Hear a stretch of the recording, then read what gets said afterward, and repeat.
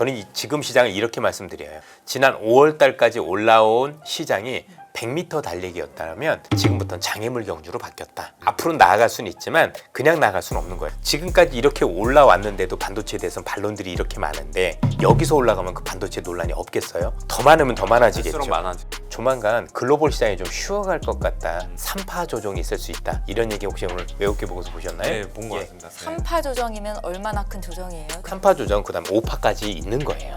조정 후의 상승? 조정 후에 큰 상승이 있는 건데 정말 큰 시장을 위해서 이번에 좀 쉬어가지 않겠어라는 뉘앙스는 있는 거예요. 에너지 비축하고. 근데 그 에너지 비축 과정이 되게 우리 입장에서는 조금 아픈 거죠. 문제는 이 에너지 비축 과정을 우리는 혹시 시장의 방향성이라고 생각을 해서 이제는 끝나지 않았을까라는 생각을 가지실까 봐 고민을 하는 거예요. 그러니까 우리는 그걸 봐야 되는데 그 중간중간 이걸 다 보려면 쉽지 않은 상황이 오는 거죠. 여전히 저는 아직까지 시장을 부정적으로 보고 있는 사람은 아닙니다. 다만 변동성은 어쩔 수 없다라고 생각을 하고 조정도 있을 수 있다고 생각을 합니다. 여러분들이랑 저는 해야 될 건 뭐냐면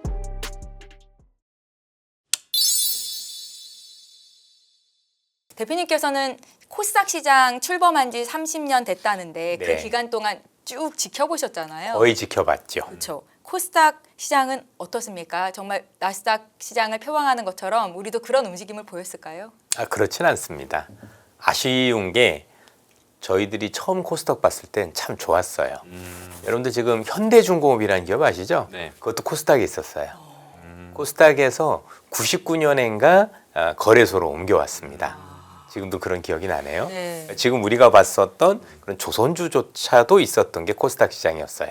그리고 불과 얼마 조선주가 전까지 성장주인가요? 그때는 성장했죠. 지금은 다시 좀 가치주가 그러니까. 조방원 장세 때도 조선주는 성장주 맞습니다.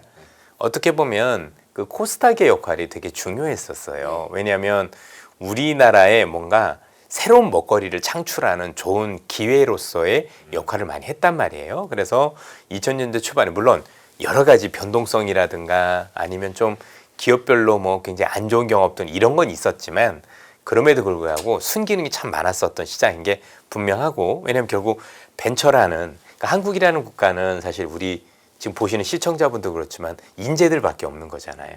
결국 자원도 없고 다른 것도 없지만 우리 훌륭하신 국민 여러분들이 계신 건데 이분들이 가지고 있는 아이디어든가 아니면 내가 가지고 있는 능력을 뭔가 펼칠 수 있는 장이 사실은 거래소는 아니거든요. 거래소는 말 그대로 좀 튼튼한 중견기업 이상인 기업들인 거지 우리가 생각하는 뭔가 새롭게 태어나고 그리고 이걸 통해서 성장을 하고 이런 기업들은 사실 코스닥 시장의 중심으로 많이 올라왔기 때문에 뭐 지금도 뭐 코스닥이나 알테오젠이 되게 좋은 기업들 많았잖아요. 그러면 그런 창구 역할을 지금도 해주고 있고 이전에도 해주고 있는데 뭔가 저희들이 아쉬웠던 건 뭐냐면 시간이 흐를수록 이게 2015년 넘어서부터 이런 일들이 일어나기 시작을 한 건데 코스닥 시장이 어느 순간부터 갑자기 신뢰를 잃기 시작을 했어요.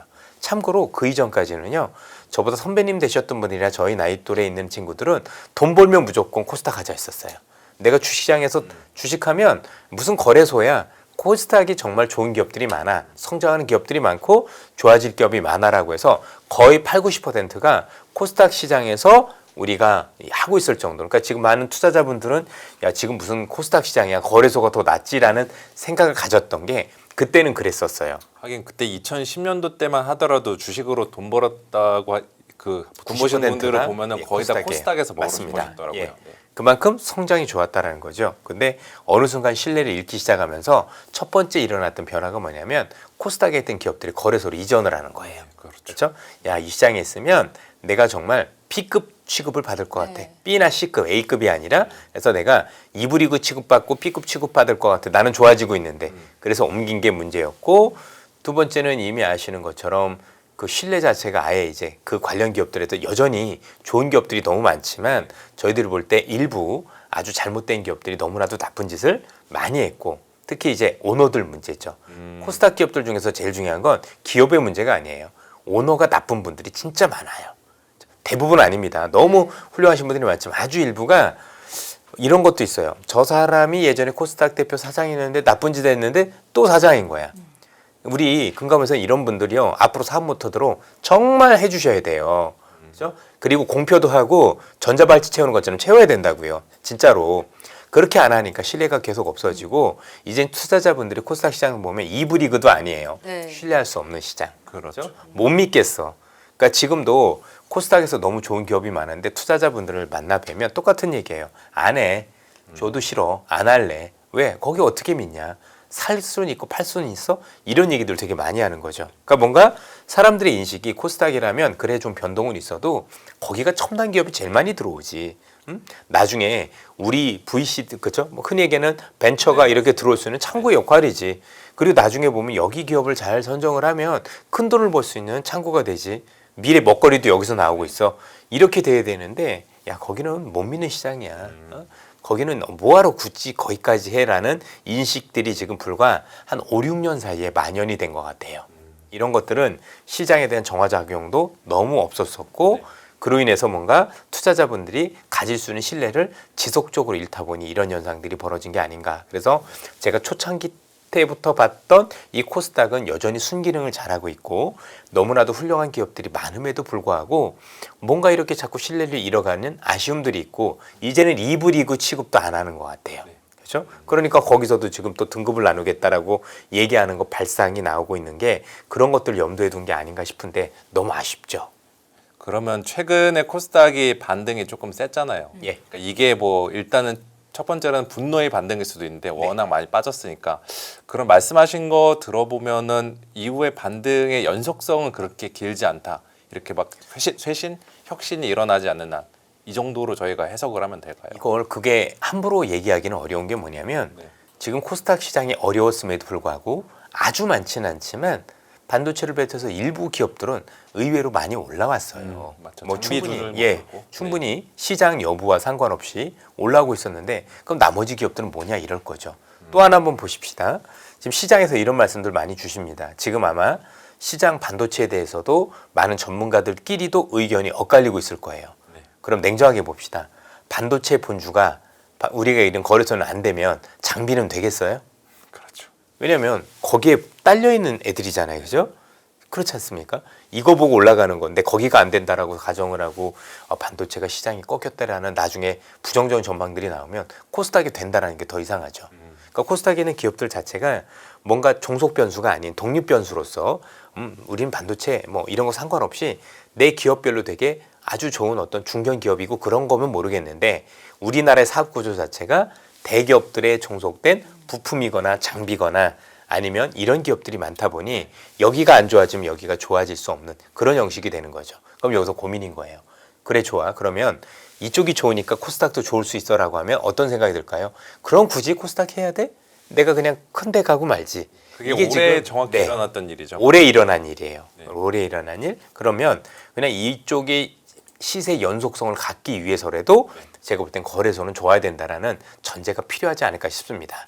그냥 거래소가 좀 쉬어가는 정도 저는 그렇게 지금 생각을 하고 있지만 그런 정도는 문제가 없겠지만 많은 분들이 부정적으로 보신 분들도 계셔서 오늘 그런 해석들이 있더라고요. 되게 많았어요. 코스피 반도체 꺾이면 이제는 그 반도체 소부장이 좋아진다 이런 식의 논리들이 많이 돌아다녔는데 거기에 대해서는 동의는 안 하고 계시는 거죠. 동의하기가 쉽지 않지 않을까요? 네. 만약에 왜냐면 본주가 꺾여서 시장이 조종받는데 사람들이 시장을 도망가지 이쪽이 좋을 거니까 이쪽 피난을 간다라는 게 저는 말이 전 잘 안 되는 것 같아요. 그래서 저는 그렇게 보여지진 않고 여전히 뭐 양쪽 다 괜찮지 않나. 대신에 코스닥의 연속성에 대해서는 고민이 좀 필요해요.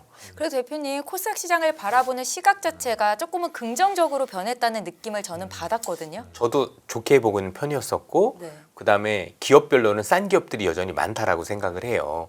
근데 많은 면에서 좀 불리한 점들이 있는 것 같아요. 예를 들어서 제가 기관 투자가라고 보겠습니다. 기관 투자가분들의 요즘 제일 큰 고민이 뭐냐면 돈이 너무 많이 들어와요. 그러면 그 사이즈에서는 중소형주를 살 수가 없어요. 수익률을 제고하려면. 그러니까 돈을 맡기신 분 입장에서는 야 내가 너한테 돈을 맡겼으니까 돈 좀 벌어줘 하는데 그 정도 사이즈면 중소형주를 사서 수익률을 낼 수 있는 방법이 없는 거예요. 그렇죠? 이거는 어쩔 수 없는 고민인 거예요. 그렇죠? 저한테만 10조 줘보세요. 10조 주면 코스닥 사기가 진짜 난해해요. 지수는 살 수 있는지 모르겠지만 쉽지가 않은 거예요. 그래서 저는 코스닥 시장에 대해서는 여전히 좀 종목별로 보시는 게 좀 어떨까. 저는 여전히 코스닥에 좋은 종목들이 많다라고 생각을 하고 괜찮은 기업들이 많기 때문에 그런 기업들은 여전히 여러분들이 관심권에도 둔다고 해도 뭐 굳이 거래소가 아니어도 괜찮지 않을까 싶은데 전체 지수로만 놓고 보는 건 저는 조금 더 올라갈 수 있다라고 보지만 그 올라갈 수 있는 여지가 과연 거래소보다 더 많은 거냐라고 생각을 해보면 저도 잘은 모르겠어요. 네, 알겠습니다. 최근에 외국인들의 수급이 코스닥 시장으로 좀 들어오고 그렇죠. 있는 것 같더라고요. 네. 이걸 좀 의미 있게 해석할 수는 없는 부분이에요. 괜찮았죠. 그리고 그 관련 기업들이 그래서 오른 거예요. 그러니까 시장이 좋았다라기보다도 이게 그런 게 오른 거죠. 그래서 저는 사람들은 코스닥이 다 안 좋아라고 생각하시는 분도 있지만 전 그렇지 않다라고 봐요.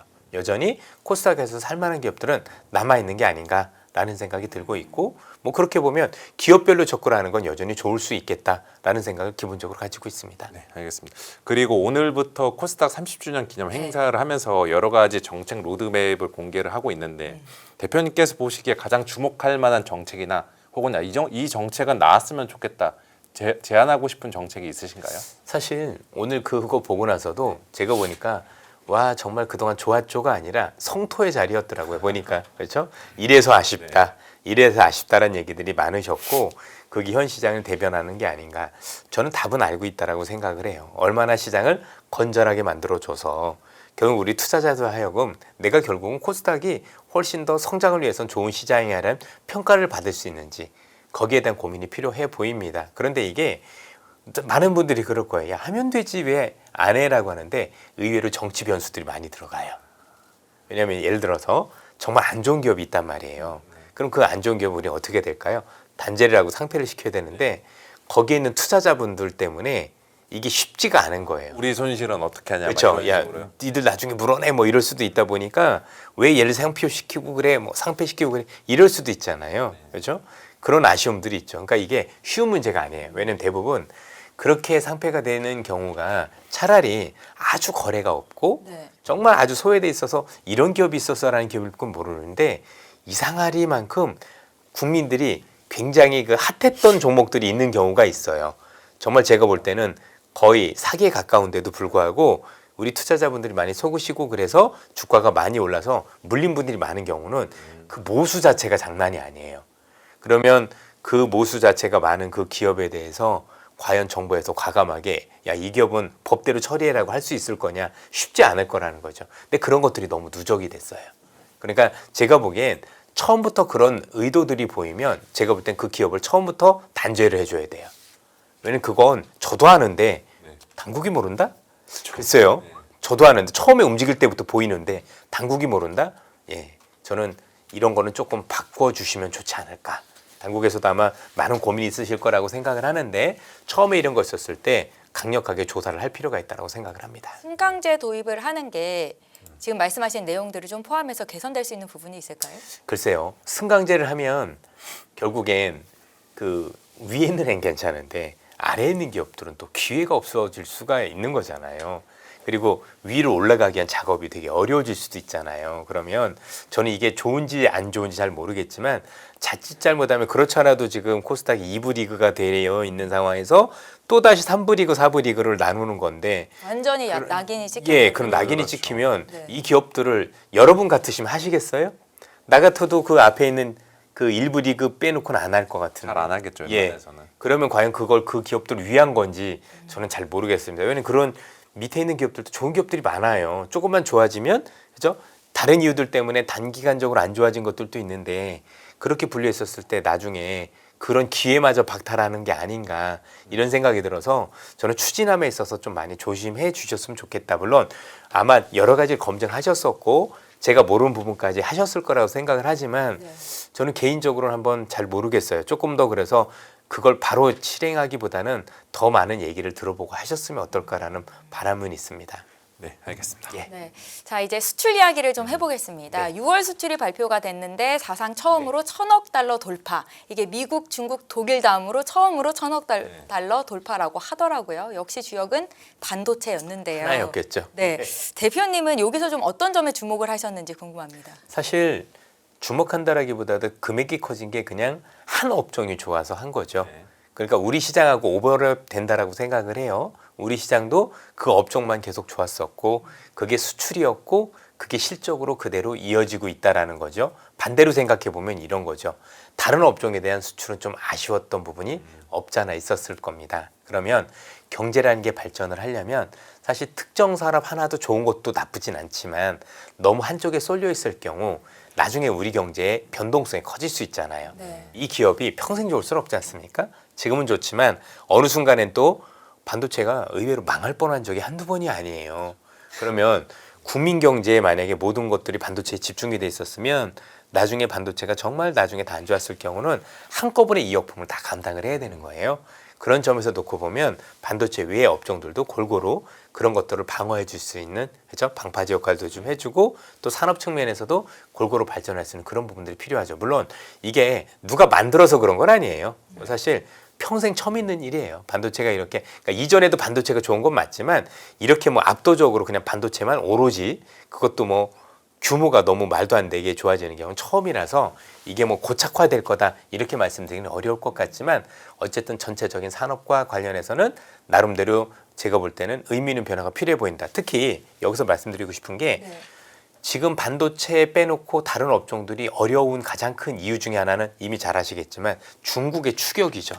중국의 추격. 그렇죠? 이게 제일 무서운 건데 그럼 반도체도 지금 중국이 추격해 오고 있지만 아직은 우리가 조금 달아나고 있는 거잖아요.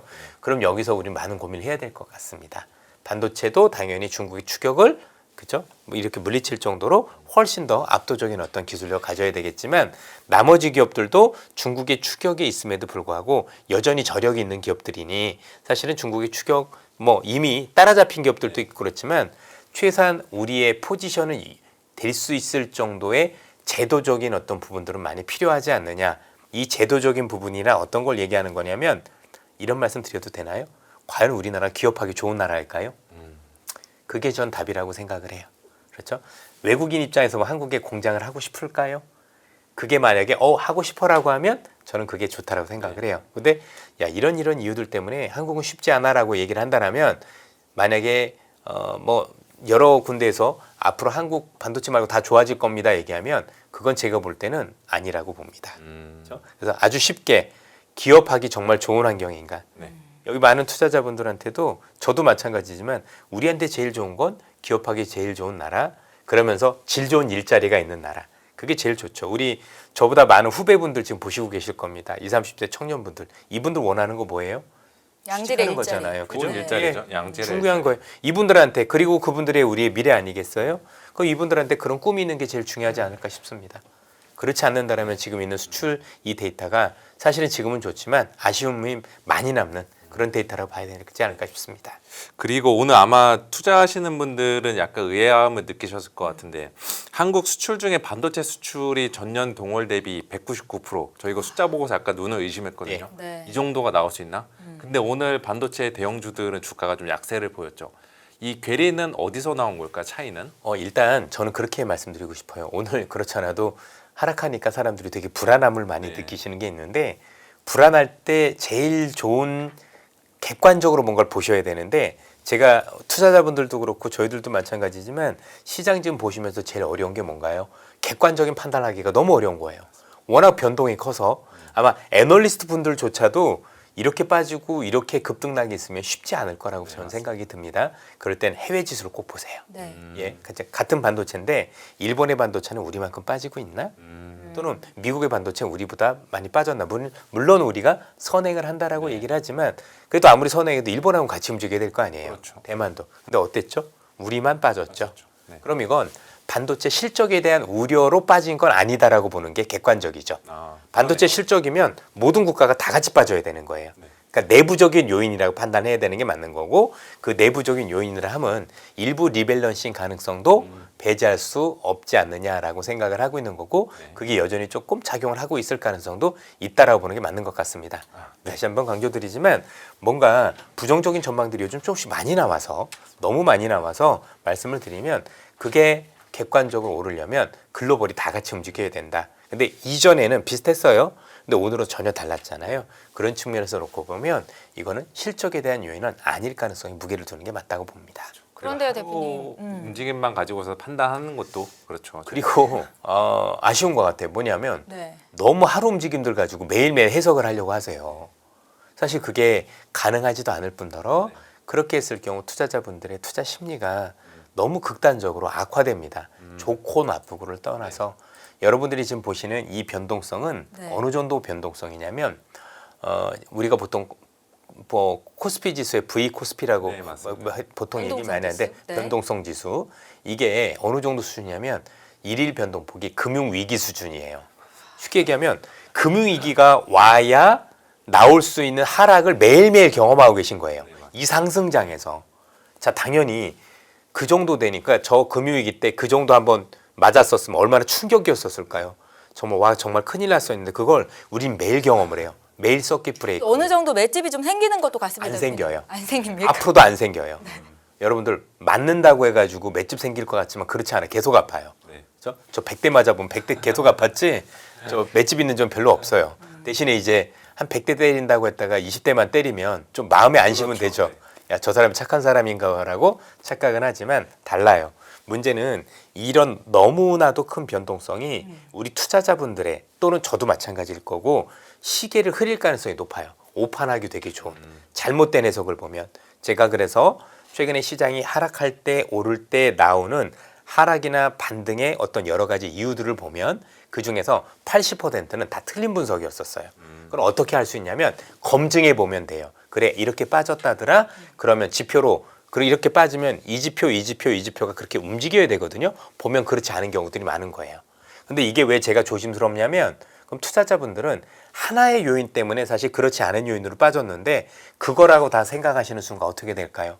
보다 비관적으로 빠질 수 있는 거고 객관적인 판단을 못할 수 있는 상황들이 자꾸 연출이 됩니다. 그래서 이런 변동성은 제가 볼 땐 좀 줄일 필요는 있지 않을까. 이건 당국에서 제가 볼 때도 조금 손을 볼 필요가 있다라고 생각을 하고요. 그렇지 않고 이 상태로 가면 지수가 나중에 여기보다 더 위에 있어도 우리 투자자분들은 수익도 없을 뿐더러 심리적으로만 피폐해지는 경우들이 되게 많습니다. 여러분들 농담 아니고 제가 오기 전에도 이렇게 몇 분한테도 보여드렸지만 제 주변에서 진짜 수십 년간 이 시장에서 갈고 닦았던 매니저들조차도 심리적으로 지금 공황 상태예요. 못 견디겠다, 쉽지 않다. 그러면 우리 개인 투자자분들은 경험이 많으신 분도 있고 그렇지 않은 분도 계시겠지만 더 힘드시지 않을까요? 너무 힘드실 것 같은데요. 그렇죠? 그리고 판단하기도 되게 쉽지 않을까요?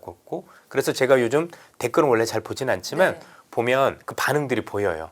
아, 되게 힘드시구나. 되게 어려우시구나. 그런 것들이 계속해서 신경진적인 반응으로 나오는 것도 근데 그 반응이 나오시는 분들은 충분히 안타깝지 않습니까? 근데 중요한 건 그런 어떤 반응이 있었을 때 그런 분들이 사실 투자를 하실 때 되게 잘못된 판단을 하실 가능성이 되게 높거든요. 그러면 뭔가 제대로 전달해 줘야 되고 최소한 전망까지는 몰라도 하락이나 상승의 원인은 정확히 짚어줘야 되는데 안 그런 매체들도 너무 많은 것 같고 대충 얘기하신 분들 많은 거죠. 그냥 신문만 보고 그러면 안 되거든요. 최소한 저는 책임 있는 사람들이라면 나왔을 때 어떤 말씀을 할 때는 최소한 검증은 좀 해보고 그죠? 투자자분들한테 말씀을 드릴 때 이런 이유라고 했는데 네. 실제 제가 뒤져보니까 이런 이유는 맞고요. 이건 아니었습니다 정도는 말씀을 해주시는 게 맞지 않을까 싶습니다. 그런데 신문이나 뉴스 말고 또 투자자들을 어제 오늘 약간 피폐하게 만들 수 있는 재료가 블랙록이랑 일부 글로벌 IB들이 한국 증시 너무 비싸다. AI 쏠림 현상 심하다. 버블이다. 또 마이클 버리 이분도 여전히 그 본인의 그 성향대로 한국 증시 약간 망해라식으로 좀 이야기를 하고 있더라고요. 이 부분에 대해서는 어떻게 생각하십니까? 우선 마이클 버리란 분이 지난 3년간 시장을 맞춘 적이 한 번도 없습니다. 물론 그러니까 이번에 맞출 수 있지 않느냐라고 하면 할 말은 없지만 네. 사실 저희도 마찬가지지만 승률이잖아요. 네. 투자자분들도 아시겠지만 저도 틀릴 때도 많고 맞출 때도 많고 뭐 전체적으로 놓고 봤었을 땐 승률이 몇 %냐 이런 건데 버리는 어쨌든 지금은 승률이 거의 제가 볼 땐 너무 극악인 것 같아요. 10%도 안 되는 그러니까 정확하게 얘기하면 2008년 빼놓고 맞춘 적이 거의 없었습니다. 예. 그래서 그분의 얘기는 너무 제가 볼 땐 귀담아 볼 필요는 없는 것 같고 블랙락이나 이런 데서 얘기한 것들 중에서 이거 하나는 조금 얘기할 필요는 있는 것 같아요. 어떤 점이죠? 너무 이 국가들의 쏠림이 좀 염려된다라는 거에 대해서는 우리도 똑같은 생각인 거죠. 우리나라가 너무 특정 기업에 대한 비중이 높다 보니 사실 다른 산업들도 있는데도 불구하고 그 특정 산업 하나 때문에 다른 기업들도 완전히 쏠려나가는 예컨대 지금 미국이라든가 다른 국가들의 지수를 놓고 보면 지수도 그렇게 많이 움직이진 않았지만 사실 반도체 외에 다른 기업들도 올라오고 있는 것들도 꽤 발견이 돼요. 나름대로. 그러면 미국에서 올라오고 있는 기업들이 우리나라도 똑같이 올라와야 되는 게 맞거든요. 왜냐하면 가치 좋은 이유이기 때문에. 근데 우리는 뒷걸음질 쳤어요. 그것도 아주 많이. 반도체 말고 다른 예, 기업. 다른 기업들도. 그래서 이건 좀 아닌데 그 얘기는 뭐냐면 지금 우리나라의 극단적인 어떤 반도체 쏠림 때문에 이런 거죠. 투자자분들께서 야 나는 뭘 사야 돼라고 했는데 아무리 생각해도 그 두 종목이 너무 좋아 보여라고 가시면 그냥 가는 게 아니라 다른 들고 있던 ETF를 다 팔고 가시는 거예요. 우리 그 곽상준 대표님께서도 말씀을 잘 해주셨지만 사람이 돈이 없으면 뭐죠? 다른 거 팔아서 오시거든요. 네. 그러니까 새로 돈을 가지고 와서 사는 게 아니라 네. 나름대로 기존에 있던 거 팔고 가는데 파는 건 전망이 나쁘지 않음에도 불구하고 그죠? 와르르 다 무너지는 거 왜? 네. 이 사람들이 팔았을 때 받아주는 사람이 있을까요? 아무도 없지. 네. 사고 싶은 사람은 오로지 그 두 종목만 사고 싶고 나머지는 다 팔고 싶잖아요. 그러니까 이 기업들은 실제 실적도 좋고 아니면 우리가 생각하는 밸류에이션도 적당한데도 불구하고 계속 주가는 뒷걸음질 치고 네. 이 기업만 좋아지는 그런 아쉬움들이 되게 시장에서 발견이 되고 있어서 저는 일단은 다른 국가들하고 좀 비교를 해보시면 좋겠다. 왜? 시간이 지나면 꼭 반영이 됩니다. 네. 그렇죠? 그런 측면에서도 그런 부분들이 되게 중요하다. 그런데 앞서 말씀드린 것처럼 그런 것들 때문에 외국계에서 얘기한 것 중에서 일부 너무 쏠림 때문에 조금 다른 국가들에 비해서는 조금 리스크가 좀 있다라는 데 대해서는 동일하지만 사실 비싸다라고 얘기하는 게 좀 제가 볼 때는 와닿진 않았다라고 생각을 하는 게 사실 지금 반도체 기업들이 가격이 비싼 거지 밸류에이션이 비싸다라고 얘기하기는 사실 좀 어려운 부분이 있지 않겠습니까? 그러니까 그 비싸다는 기준이 뭔지 모르겠습니다. 객관적으로 놓고 보면 미국이 더 비쌉니다. 네. 그러니까 미국이니까 원래 비싼 거라면 할 말은 없지만 그리고 또 하나는 그래요. 우리도 AI 때문에 올랐고 미국도 AI 때문에 올랐는데 AI 무너지면 똑같이 무너지는 거지. 네. 뭐 미국은 도개청청이고 우리만 안 된다라는 논리도 저는 쉽진 않다라고 생각을 해요. 다만 이런 거 있을 수 있죠. 시간이 지나서 반도체 가격이 뭐 1년이 될지 2년이 될지 3년이 될지 모르겠지만 이게 평생 갈 수는 없는 거잖아요. 그죠? 근데 어느 순간에 반도체 가격이 눕기 시작하면 미국은 유리하다는 걸 인정을 합니다. 왜냐하면 그 반도체를 쓰는 빅테크 기업들 입장에서는 아무래도 그렇죠? 부담이 가격이 좀 덜어지죠. 낮아질 부담이 수 덜해지는 있으니까요. 것 같다는 예 네. 그런 부분들은 우리보다 조금 나을 수는 있다라고 생각을 하지만 어쨌든 저는 결론적으로 현재 블랙록이나 이런 데서 얘기하는 것에 대해서 우리가 주의를 기울일 필요는 있지만 지금 너무 비싸다라고 얘기하는 데 대해서는 사실상 공감하기는 어렵다라고 말씀드리고 싶습니다. 대표님, 코스피 지수 상단이 막힌 것 같다라는 느낌을 주는 게 사실 시청자 여러분들이 가장 염려하는 부분일 것 같은데 상단을 막을 수 있는 요인들은 굉장히 많은 것 같습니다. 네. 외국인들의 매도, 뭐 환율, 해외 IB들의 고점 논란에다가 말씀하셨던 중국의 추격까지도 그러면 혹시 반등 요인으로 꼽을 수 있는 건 어떤 것들이 있을까요? 이런 것들을 하나씩 다 넘어야죠. 자, 지금까지 보면 네. 결국 이런 노이즈들이 나올 수 있는 이런 잡음들의 가장 큰 원인은 많이 올라서예요. 많이 오르니까 더 오르려면 이런 장애물들을 하나씩 극복해야 되는 거고 이거는 필수 과정이에요. 결국 지수가 많이 달려왔고 더 달리기 위해서는 이런 어떤 요소들을 정해야 돼요. 그래서 저는 지금 시장을 이렇게 말씀드려요. 지난 5월 달까지 올라온 시장이 100m 달리기였다면 지금부터는 장애물 경주로 바뀌었다. 앞으로 나아갈 수는 있지만 그냥 나아갈 수는 없는 거예요. 당연히 생각을 해보세요. 지금까지 이렇게 올라왔는데도 반도체에 대해서는 반론들이 이렇게 많은데 여기서 올라가면 그 반도체 논란이 없겠어요? 더 많으면 더 많아지겠죠. 갈수록 많아지겠죠. 그렇죠? 그러면 시장의 변동은 더 커질 수밖에 없는 거예요. 왜냐하면 이게 옛날하고 다른 건데 우리가 이번 사례를 제외한 모든 사례에서는 우리가 생각하는 반도체에 대한 고점 저점에 대한 논란이 사실은 다른 요인으로 인해서 예를 들면 그게 수요와 공급이에요. 네. 경기가 안 좋아져서 수요가 줄었어. 근데 반도체가 그동안 설비 투자를 해서 많았어. 네. 이런 수요 공급 요인이었는데 지금 역사상 처음으로 다른 요인들을 찾아요. 반도체가 너무 비싸서 빅테크가 돈이 없어서 더 못 살 것 같아. 또는 야, 데이터 센터가 지어져야 되는데 이게 공사적인 이유 이런 것 때문에 못 할 것 같아. 그래서 쉽지 않을 것 같아. 중요한 건 뭐냐면 그 어디에서도 수요와 공급 얘기가 없어요. 그렇죠? 수요가 확실히 꺾여서 안 될 것 같아. 또는 반도체 기업들이 지금 증설을 너무 많이 해서 쉽지 않을 것 같아가 아니에요. 그렇죠? 다른 요인으로 아까 얘기했던 중국도 마찬가지고 네. 중국이 쫓아와 아니면 앞서 말씀드린 것처럼 너무 비싸서 빅테크 못할 것 같아. 우리가 생각지도 못했던 요인인 거죠. 그럼 객관적으로 말씀드릴게요. 이걸 반도체 애널리스트는 알 수 있을까요? 모를 것 같아요. 모를 것 같아요. 빅테크 기업이 반도체가 비싸서 그만둔다는 반도체 애널리스트들이 알 수 있어요? 저는 모른다라고 생각하는데요. 저도 마찬가지고 저도 모르지만 그분들이 알 거다?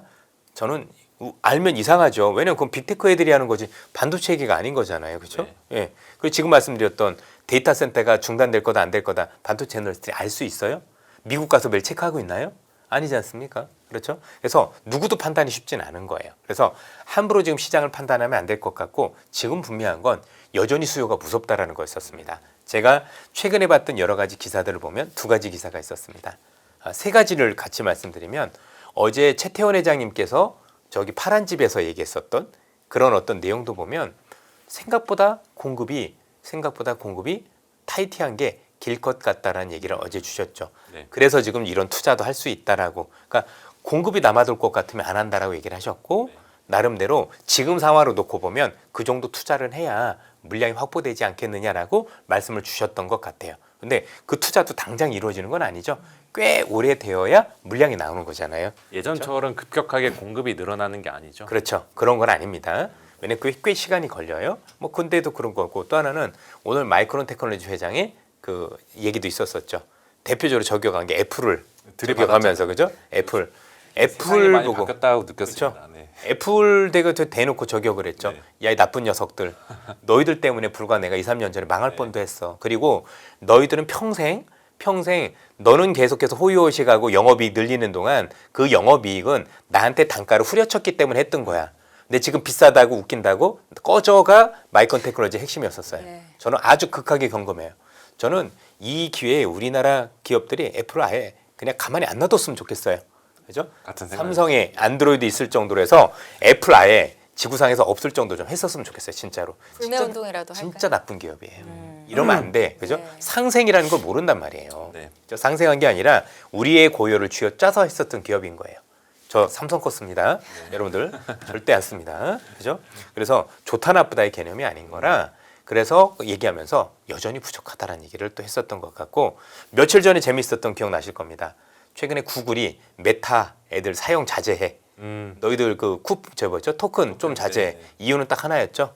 컴퓨팅이 부족해. 지금 계속 그러고 있죠. 그러면 냉정하게 볼게요.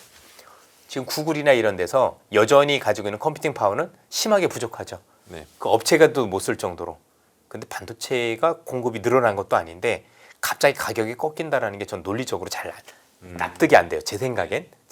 물론 제 생각이 틀릴 수도 있고 저도 반도체 애널리스트가 아니기 때문에 다를 수는 있겠지만 저는 거기에 대해서 동의하기엔 좀 어려운 부분들이 많이 있다라고 생각을 하고 많이 올라와서 쉬다 보니까 나름대로 그런 노이즈들이 많은 게 아닌가. 결국 이 노이즈들은 시간이 지나면서 하나씩 극복될 수도 있고 아니면 실제 그 노이즈가 진짜여서 꺾을 수도 있겠지만 이런 과정은 꼭 거쳤었어요.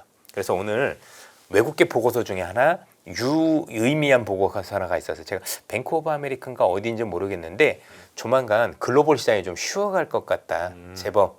그리고 어떤 얘기를 하냐면 3파 조정이 있을 수 있다. 이런 얘기 혹시 오늘 외국계 보고서 보셨나요? 네, 본 것 예. 같습니다. 네. 3파 조정이면 얼마나 큰 조정이에요? 그게 중요한 게 아니라 네. 3파 조정 그다음 5파까지 있는 거예요.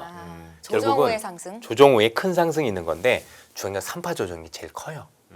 그러다 보니까 이분들의 생각은 기술적 분석이긴 하지만 뭐냐면 정말 큰 시장을 위해서 이번에 좀 쉬어가지 않겠어라는 뉘앙스는 있는 거예요. 많이 달려왔으니까 네, 에너지 한번 비축하고 맞습니다. 바로 다시 그거예요. 달려가는 에너지 거죠. 비축하고. 근데 그 에너지 비축 과정이 되게 우리 입장에서는 조금 아픈 거죠. 네. 아픈 거죠. 문제는 이 에너지 비축 과정을 우리는 혹시 시장의 방향성이라고 생각을 해서 이제는 끝나지 않았을까라는 생각을 가지실까 봐 고민을 하는 거예요. 그렇죠? 근데 앞서도 말씀드렸지만 5파는 더 커요. 네. 5파는 더 커서 마지막에 어떻습니까? 끝이 지금보다 더 위에 있단 말이에요. 그러니까 우리는 그걸 봐야 되는데 그 중간 이걸 다 보려면 쉽지 않은 상황이 오는 거죠. 네, 그러니까 향후에 나타날 수 있는 변동성을 우리가 방향성으로 착각하지 말자. 아닐 수 있다라고 저는 생각을 하고 있는 거고요. 여전히 저는 아직까지 시장을 부정적으로 보고 있는 사람은 아닙니다. 다만 아무리 부정적으로 보지 않는다 하더라도 중간중간 이렇게 오는 변동성은 어쩔 수 없다라고 생각을 하고 조정도 있을 수 있다라고 생각을 합니다. 그러나 일전에도 말씀드렸던 것처럼 제가 중간중간 오는 그 조정을 맞출 수도 없고 얼마까지 빠질 것 같아, 어느 기간까지 빠질 것 같아 사실 알 수가 없습니다. 제가 아는 건 여기가 끝은 아닐 것 같다. 그래서 그런 게 있다라면 그걸 어떻게 잘 견디냐 할 것도 중요한데 제가 좀 우려되는 건 이 변동을 과연 그때 그게 진짜 맞다 하더라도 나중에 진짜 시간이 지나서 제 전망이 맞아서 저 위에 하더라도 이때 이걸 견딜 수 있는 투자자들이 많을 거냐. 참 안타깝죠. 그렇죠? 그래서 그때는 저희들이 또 나와서 이게 그런 게 아닙니다라고 좀 말씀을 좀 드려야 될 것 같아요. 앞으로 더 자주 모셔야겠네요. 너무 흔들리는 경우들이 많아질 것 같아서 그렇습니다. 저는 마이클 버리보다 이선엽 대표님을 믿습니다. 시장을 믿어야 되는 거지 저희들 믿어야 되는 건 아닙니다. 네, 예. 대표님 그 100m 달리기를 하는데 장애물 중에 하나가 연기금의 리밸런싱, 외국인들의 리밸런싱 으로 작용할 수도 있는 거잖아요. 그럼요. 계속 개인들이 이 자금들을 좀 받쳐줄 수 있을까요? 지금 쉽지 않으니까 좀 오늘 쉬지 않았을까요? 왜냐면 개인들 분들도 나름대로 체력이라는 게 있을 텐데 지금은 나름대로 일부는 조금 체력이 잠깐 소진된 게 좀 보입니다. 대신에 아예 없는 건 아니라 그래서 에너지 비축이 필요한 거예요. 네, 맞습니다. 나름대로 보통 이렇게 한 번 정도 뭔가 급격하게 에너지 소진을 하면 사람도 마찬가지지만 쉬어가는 국면이 꼭 필요한 거예요. 그렇죠. 그렇죠? 저는 그 국면이 지금이라고 생각을 하고 있는 거고요. 분명히 대신에 이제 연금 같은 경우도 조절을 한다고 했으니까 네. 시장을 보면서 정말 급등할 때 뭐 속도 조절용으로만 하지 뭐 시장이 많이 하락한 거나 부족할 때는 그렇게 안 하겠다는 방침을 주셨으니까 그것 때문에 뭔가 방향이 바뀔 것 같지는 않습니다. 그리고 이렇게 여러모로 투자자들 판단에 혼란이 계속해서 찾아오고 있는 와중에 시기인데 그래도 그 어느 정도 중심을 잡고 갈 만한 게 실적이라고 생각을 하고 있거든요. 네. 이제 2분기 실적 시즌 다음 주부터 시작이 되잖아요. 네. 이번에 저희가 좀 관심 깊게 봐야 되는 관전 포인트 변수는 뭐가 있을까요? 지금 재미있는 게 뭐냐면 그 마이크론 테크놀로지가 실적이 이미 나왔어요. 네. 근데 이전의 사례를 보면 실적이 나오고 예상보다 더 좋았기 때문에 전망도 좋기 때문에 그때부터 지수가 달렸는데 사실 이번에는 그렇지는 않았단 말이에요. 네. 그죠? 그래서 일단 그 이후에 그걸 보시면 좋겠고 이번에 저는 가장 큰 핵심이 뭐 실적이야 마이크론이 그런 거 보니까 우리라고 나쁘진 않을 것 같은데 전 주주환원이라고 생각을 하고 있습니다. 그렇죠? 그래서 역대급 주주환원이 있었을 때 우리나라도 이제 주주환원과 관련된 기업 가치와 관련된 부분들이 있어서 네. 그러면 지주사라든가 뭐 그런 관련 기업들의 온기에 대한 어떤 고민을 좀 할 필요가 있다라고 생각을 합니다. 이번에는 뭐 왜냐면 실적은 이미 마이크론이 먼저 보여줬기 때문에 우리라고 거기서 크게 벗어나진 않을 가능성이 높다라고 보는 거고 그렇죠. 그래서 우리나라 기업들이 예전에 안 했었던 주주환원을 얼마나 크게 얼마나 주주들이 환호할 수 있을 정도로 줄 수 있을 것이냐를 바라보는 게 이번엔 되게 중요 포인트 중에 하나가 아닐까 싶습니다. 네. 하긴 그 최근 한 두세 달 동안의 시장에서는 거의 반도체 쪽들만 그 바라보면서 포인트를 잡고서 투자를 그럼요. 했는데 네. 이제는 주주환원 쪽도 한번 저희가 투자 볼 필요가 포인트를 바꿔서도 됐어요. 예. 봐도 되겠네요. 왜냐면 향후 전망치도 마이크론이 이미 얘기를 해줬거든요. 네네. 그러니까 얘가 안 했으면 모를까 다 했는데 뭐 그렇게 해서 우리나라 기업들이 더 좋게 볼 수도 있고 뭐 할 수도 있겠지만 크게 다를 수는 별로 없는 거잖아요. 네네. 네. 알겠습니다. 그러니까 주주 환원도 더 늘릴 거고 마이크론이 했던 것처럼 전략적인 장기 공급 계약이 늘고 있다. 뭐 이런 코멘트만 있어도 허들 하나를 넘게 되는 계기가 그렇죠. 되겠네요. 왜냐하면 이제 장기 공급 계약도 되게 중요하고 그게 구속력이 얼마나 있는지가 더 중요하고 네. 왜냐면 지금 시장에서도 기대하고 있는 게 결국은 뭐냐면 이 반도체 가격 상승이 사실은 여기서 몇 년 동안 지속되지 못할 거라는 건 알고 있어요. 왜냐면 그건 진짜 살 수 있는 사람이 아예 없어요. 그러니까 맞습니다. 어느 순간에는 이제 이 기업들이 이제 가격 정책이 아니라 안정된 현재보다도 높은 가격이긴 하지만 그 다음부터 이제 물량으로 이렇게 해주는 거로 갈 수밖에 없는데 그래서 이 기업들도 결국엔 받고 싶은 게 뭐냐면 재평가예요. 그래 이제는 내가 가격을 맨날 50% 100% 올리는 거 이거는 너도 죽고 나도 죽는 거니 시장은 살려야 나도 물건을 팔 거 아니에요. 그렇습니다. 그런 측면에서 놓고 보면 그러면 장기 공급 계약을 계속 비중을 늘려서 이익의 안정성을 확보하고 이익의 안정성이 확보가 되면 이제는 PER 기준으로도 퍼 기준으로도 뭐 15배 줄 수 있다 뭐 이런 얘기들 하지 않습니까? 네. 그러면 그걸 우리는 주가 재평가라고 부르는 거고 저는 그 수순을 향해서 지금 달려가고 있는 게 아닌가 싶어요. 왜냐면 이번에 마이크론 테크놀로지가 그 비중을 25%까지 늘었다라고 얘기를 했고 네. 그러니까 그게 D램 기준은 30%고 낸드가 20이었나 뭐 그랬던 것 같아요. 랜드가 그죠? 거의 한 40 정도 갔어요. 그 정도 됐나요? 네. 예, 얘기를 하고 있고 궁극적으로 50%까지 늘리겠다고 얘기를 한 거니까 50이면은 엄청난 거예요. 예. 그러면 지금 나오고 있는 물량의 거의 절반이 이미 막 판매처가 다 정해졌다 이런 얘기가 되는 거니까 나중에 반도체 변동성에 대해서 우리가 우려를 덜 할 수 있지 않겠습니까? 그렇게 된다라면 이 기업들도 이익의 안정성이 있으니 이 정도 돈을 벌면 PR을 이 정도 줘도 될 것 같은데라는 시장의 어떤 그 변화, 그죠? 이 기업을 바라보는 시각의 변화 이런 게 일어나는지 저는 올 하반기 때 그게 제일 중요한 것 같아요. 네, 알겠습니다. 대표님, 외국인들이 네. 주식이 많이 올라서 한국 비중이 늘어서 리밸런싱을 한다는 것 자체는 악재는 아니잖아요. 그럼요. 그런데 환율이 지금 계속해서 오르고 있는 건 악재가 될 수도 있을 것 같거든요. 그렇죠. 환율은 확실히 부담이 되고요. 근데 이게 동전의 양면 같은 거예요. 무슨 얘기냐면 삼성 하이닉스가 계속 오르면 환율은 더 안 좋아질 수밖에 없죠.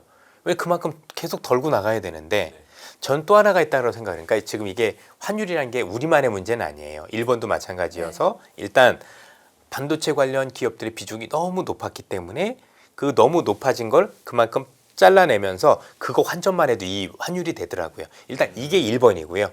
이게 1번이고 두 번째는 뭐냐면 이전도 변동성이 생기다 보니까 저는 많은 투자자들이 국내 시장을 이탈하고 있는 게 보여요. 아우 차라리 미국 가서 할래. 국내 마음 편하지. 사업 개미분들 많이 계시구나. 말고도 국내 개미들조차도 야 이제 뭐 시장이 좋지 않은 건 좋은 건 알고 있으니까 네. 야 어차피 AI 할 건데 차라리 미국이 낫지 않겠어? 그러니까 이 변동이 너무 힘든 거예요. 그러니까 미국 시장을 보면 잠을 못 자고 한국 시장을 보면 변동이 큰 건데 둘 중에 하나를 택하니까 내 차라리 잠 못 자도 이게 낫겠어라는 사람들이 마음 진짜 편하자. 생각보다 늘어요. 저는 그래서 우리 변동이 왜 문제라고 생각을 하냐면 이게 잘못돼서 시간이 지나 계속 이런 식이면 진짜 국내 투자자들 다 떠나요. 이게 쉽지 않단 말이에요. 그렇지 않겠습니까? 그러면 내가 길게 투자할 때 장기적으로 보면 일부 변동은 있지만 이 정도면 내가 견딜 수 있는 정도의 변동이야라고 하면 투자자들이 남아 계시겠지만 아니면 그 누구도 제가 볼 때는 쉽지 않은 상황이 될 수도 있는 거예요. 일단 이것도 영향이 있다라고 보는 거고 또 하나는 우리나라에 돈이 너무 많이 풀려 있잖아요. 금리가 너무 낮은 부분들도 영향이 있는 것 같아요. 결국에는 여러 가지 요인들 때문에 결국은 금리 인상을 시장에서 해야 뭔가 이게 일정 부분 조금 안정이 되지 않겠느냐라는 부분도 있어요. 거기에다 아시는 것처럼 미국 금리 인상에 대한 우려도 작용하고 있고 네네. 대신에 이제 꼭 금리 인상의 우려가 크다라고 단정짓기는 어려운 게 지표로 놓고 보면 그럼 달러가 엄청 강세여야 되는데 달러와 지수가 강세는 아니거든요. 맞습니다. 그렇죠? 원화가 자체가 좀 원화 자체가 그렇죠. 그럼 이제 제가 아까도 말씀드렸지만 이렇게 보면 외부 요인보다는 내부 요인이 더 크다라고 보는 게 일단 객관적이에요. 아까도 제가 지표 확인하는 게 이런 걸 확인하라는 겁니다. 네. 그렇죠? 그러면 딱 달라서 놓고 보면 외부야 내부야 보니까 달러 자체 지수와 달러와 지수 자체가 초강세가 아닌 거 보면 일가의 세계는 제1번으로 꼽는 미국의 금리 인상 우려는 아닌 거예요. 네. 그렇죠? 그건 내부 요인이 더 맞는 거고 내부 요인 중에서 제일 큰 거는 앞서도 말씀드렸지만 반도체 비중이 너무 큰데 이게 너무 많이 올라오다 보니까 이걸 파는 비중이 너무 크다라는 것도 문제가 되고 있는 거고 그렇죠? 그리고 앞서도 말씀드렸던 국내에 풀려있는 유동성 그로 인한 어떤 물가 우려 이런 것들 때문에 사실은 금리 인상을 서둘러야 되는 요건들 이런 것들도 작용하고 있지 않을까라고 생각이 듭니다. 네, 알겠습니다. 하여튼 환율이 너무 이렇게 올라가는 건 건강하지 않습니다. 위기는 아니지만 제일 문제가 되는 게 서민분들이시거든요. 그렇죠? 서민분들은 이런 상태가 되면 지속적으로 치솟는 물가 때문에 진짜 어려워지세요. 우리나라는 농산물도 그다음에 유류도 그렇죠? 모든 것들을 다 수입해 오는 나라예요. 우리나라는 자원이 없기 때문에 그러니까 우리나라 모든 생산하는 물건들도 가공무역이라서 들여와서 하는 형태이기 때문에 이게 왔었을 경우는 모든 생활 물가가 다 올라가거든요. 네. 그럼 지금 임금에서 이 물가를 감당할 수 있느냐 서민분들의 삶은 더 어려워지는 겁니다. 그런 측면에서 전 국민이 어려워지는 거죠. 그렇죠? 그렇게 되면 우리 경제에 좋을 건 없어. 라는 게 제 생각인 거고요. 그렇게 보면 일정 수준에서 환율은 안정시킬 필요가 있다라고 생각을 합니다. 대표님, 달러화가 강세를 보이는 게 안전 자산에 대한 수요가 몰리는 겁니까? 왜냐하면 금값은 오히려 좀 하락이잖아요. 네, 금값은 계속 네. 거의 조정을 내내 받고 있었고 일부 그런 얘기들도 지금 얘기가 나오고 있습니다. 네. 안전자산에 대한 선호가 되려면 두 가지가 맞물려야 되는데 달러화도 올라야 되지만 사실은 미 국채 가격도 올라야 되거든요. 근데 오늘 어땠나요? 미 금리가 국채는 올랐죠. 금리가 올랐죠. 가격은 떨어졌단 말이에요. 떨어졌죠. 그러니까 그걸 꼭 안전자산이라 부르기는 어렵죠. 안전자산이 되려면 달러화 자체, 그죠? 미 국채를 사는 수요도 있어야 되는 건데 그 두 가지가 맞닥뜨리는 것 같진 않아요. 그래서 없다라고 얘기하긴 그렇지만 왜 그럴까요? 전체적으로 놓고 보면 사실은 뭐 이게 꼭 안전자산으로 간다고 얘기하기는 어려운 거죠. 미국 달러는 안전자산일까요? 이제는 조금 옛날만큼은 아닌 거죠. 옛날 예. 정도의 안전자산 맞습니다. 지위는 아닌 것 같아요. 오히려 네. 지금 안전자산으로 꼽는 건 되려 금이에요. 네. 나중에 돈의 가치가 없으면 금의 가치는 불변이기 때문에 하는 건데 금값도 떨어진다라고 보면 시장의 안전자산을 꼭 선호하고 있다라고 지금 말씀드리긴 사실은 좀 제가 볼 때는 어려운 것 같습니다. 알겠습니다. 대표님 마지막으로 이 방송을 시청하고 계신 우리 대한민국의 투자자 분들을 위한 조언 한 말씀 듣고 마무리 짓겠습니다. 예, 시장이 너무 변동성이 큽니다. 진짜 어려운 시장이라고 생각을 하고 그런 측면에서 이 시장이 흔들릴 때마다 그 흔들리는 원인이 하나씩 무엇인지 너무 따져보려고 하시면 제가 볼 때는 판단을 흐리기가 너무 쉬운 것 같습니다. 여러분들이랑 저는 해야 될 건 뭐냐면 단기 변동에 대한 대응이 아니고 그런 어떤 이슈들이 나왔었을 때 그 변수가 시장의 방향을 바꿀 변수인지 아닌지만 판단하는 게 되게 중요한 것 같아요. 그래서 보니까 그래 뭐 이것 때문에 좀 쉬어갈 수는 있겠지만 길게 보면 여전히 큰 그림 훼손된 게 아니다라고 하면 네. 잘 들고 가시는 게 좋을 거고 그게 아니라 이건 진짜 정말 큰 문제가 있어서 방향을 바꿀 것 같은데라면 포지션을 바꿔야 되는 거잖아요. 그 정도 판단만 하시는 게 좀 중요한 것 같아요. 그러지 않고 그 중간중간에 시장을 너무 과잉으로 대응하게 되면 하루하루 일희일비하게 되면 저도 마찬가지입니다. 판단을 계속 흐릴 것 같아요. 이게 하루에 1, 2% 움직이면 일일비 대부분 안 하는데 그 위아래 5%씩 움직이는 날들이 많다 보니까 어쩔 수 없이 맞습니다. 반응을 하게 되더라고요. 제가 그래서 몇 군데에서도 말씀드렸지만 이 말씀 한번 드려볼게요. 미국의 제일 유명한 델타포스라는 애들이 있죠. 네네. 그죠? 그분들이 얼마 전에 인터뷰를 한 게 있었어요. 물어봅니다. 델타포스 정도 되면 이런 전쟁상 이런 데 가면은 안 무섭지 않나요? 라고 했더니 그분들이 뭐라고 했냐면 훈련을 받기 전이나 훈련 후나 무서운 건 똑같대요. 그건 극복이 안 돼. 그럼 뭐가 극복이 되느냐? 몸에서 저절로 아무리 어려운 순간이 있어도 연습이 많이 된 거잖아요. 네네. 그러니까 저절로 행동이 나온다라는 거죠. 그게 프로라고 얘기를 하는 겁니다. 여러분들 사람은 안 바뀌죠. 여러분들 제가 여기서 50년 경험을 해도요. 겁먹는 건 똑같습니다. 불안한 건 똑같고 여러분들 불안하면 저도 불안하고 여러분들 흥분되면 저도 흥분이 돼요. 다만 그랬었을 때 몸에서 체득된 건 뭐냐면 이렇게 흥분했을 때 이렇게 하면 안 됐었지라는 거고 그렇죠? 이렇게 불안할 때는 이렇게 잘못 판단하면 안 됐지라는 어떤 그런 여러 가지 훈련이 있었던 것 같아요. 그래서 너무 방송이라든가 신문 정도만 보고 그게 다 맞을 거야다라고 판단하시면 안 될 것 같고 제대로 된 얘기를 좀 들으셨으면 좋겠고 그리고 또 객관적으로 여러분들께서도 몇몇 지표 안 되거든요. 그런 일이 있을 때는 한 번 정도 꼭 따져보는 습관을 통해서 불안한 마음을 좀 추스릴 수 있는 여러분들이 되셨으면 좋겠습니다.